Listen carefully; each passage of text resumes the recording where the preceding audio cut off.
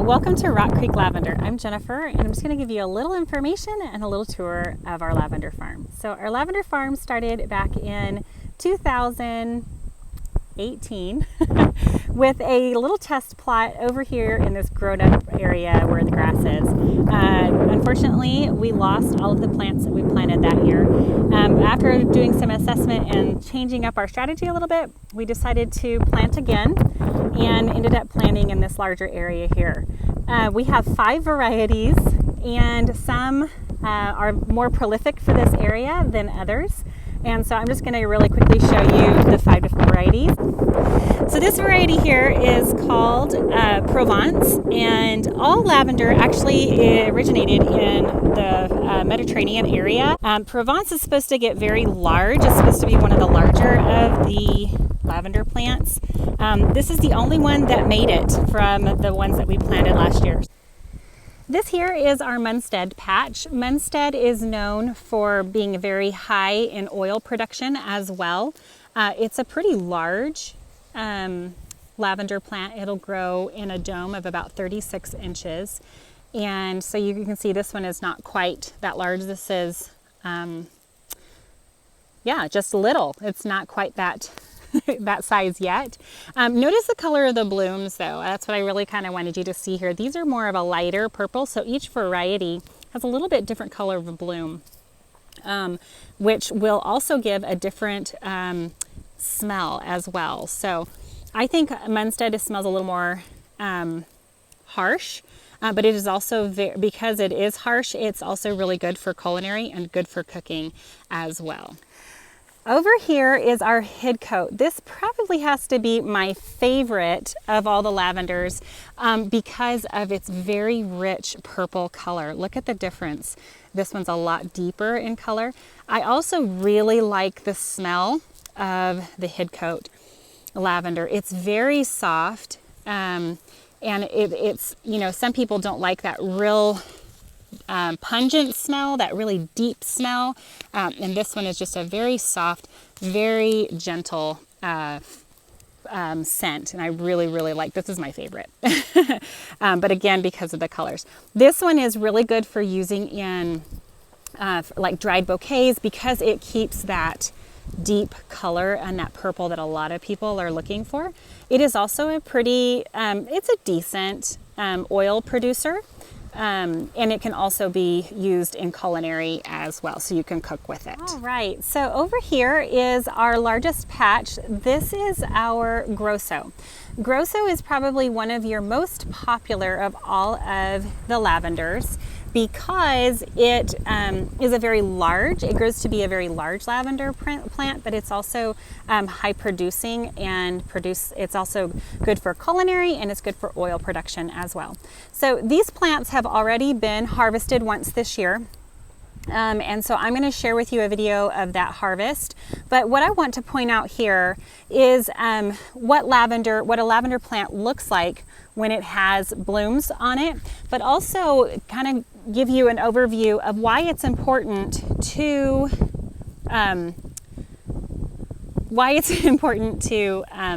cut your lavender and actually harvest the buds off of it. It actually helps the plant to grow in this dome shape. So when you harvest it, you're going to help it grow in this dome shape, but you're also going to invigorate it so that it will produce even more, and it'll grow thicker. So actually cutting it helps the health of the plant. Lavender is what we call a wood species. So if I can get down in here and show you, you can see that the plant actually is woody at the bottom. Now, when you harvest lavender, you do not want to cut into the wood part of the lavender plant. So that will actually cause it to become stressed, and it could get a disease and die. So you can see, if I can make sure my video is showing well here, you've got your wood right here, but then it starts to go green here. So this is, I try to stay about an inch above where you would start to take your bundle and cut from there. Now the tool that we use looks like this, and it just makes it very easy to give one good swipe across the plant, and it cuts it in that nice even cutting at the bottom of each bundle. Once the plant is cut, it's put into a bundle and tied with a rubber band, and then we put it in the drying shed, which I have right over here to dry. Okay, so this is my lone and very sad little lavender plant.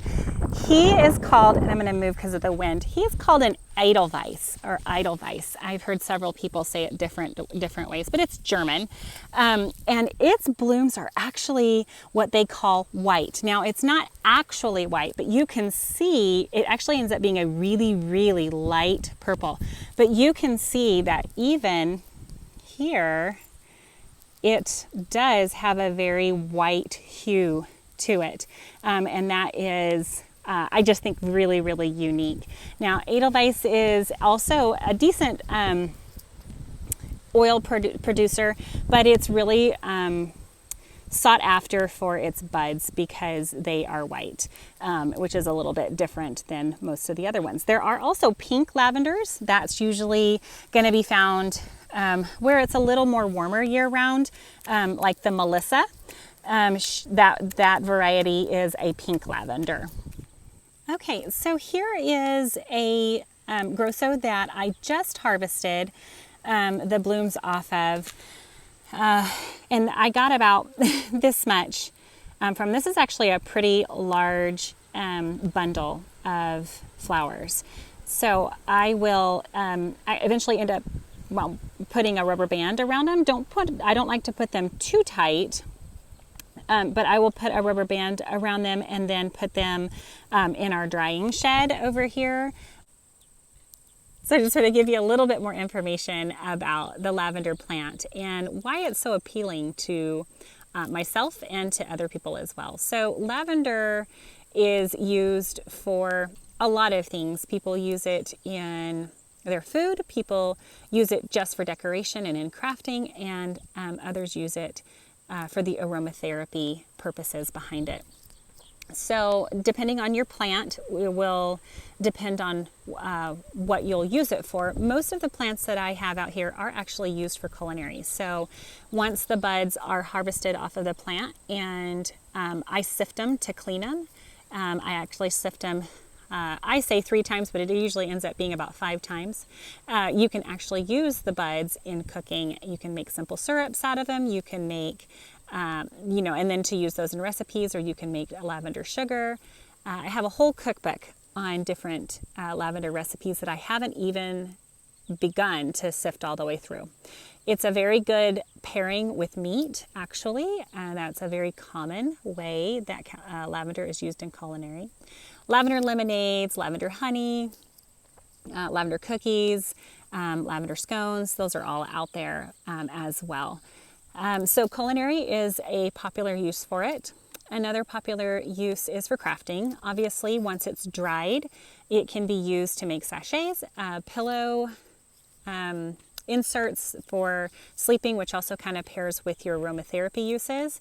And it can also be used in things like to make oils and to make sprays. Because it is a natural insect repellent, people will use it to make a alcohol-based spray to be mist either on yourself or in the area that you're at, and then use that as an insect repellent. It's also used for the aromatherapy purposes. You can extract it. That's why I kept saying it's high oil production. If you're extracting it, though, it takes quite a bit of lavender to extract. Most of the oil is found in the buds. There is some oil that is found in the leaves as well. You can distill it using a sill, or you can do other methods as well. But your most pure oils are going to be distilled in a sill. But you can do other methods as well. They're just not quite as pure. So lavender oils are used for all sorts of things as well. Some people apply them directly to the skin. They're actually great for sunburns. I had a couple sunburns this summer with myself and my kiddos, and I would put some sun gel, after sun gel, and then a drop or 2 of the lavender. And then of course it smells delicious when you rub it on your skin as well.